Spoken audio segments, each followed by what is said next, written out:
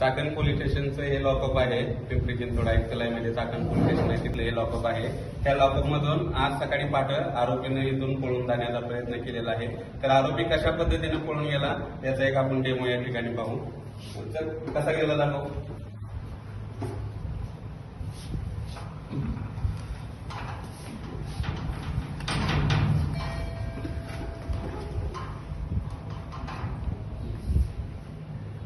अशा पद्धतीने या ठिकाणी आरोपी पळून जाण्याचा प्रयत्न केलेला आहे.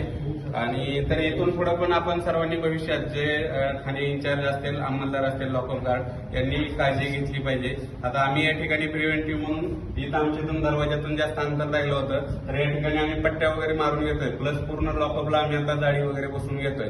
तर इथून पुढे सगळ्या ठाणे अंमलदार इन्चार्ज यांनी सुद्धा असे प्रिव्हेंटिव्ह थोडंसं काळजी घेणं गरजेचं आहे आणि तशा प्रतिबंधात्मक उपाय करणं आवश्यक आहे. धन्यवाद.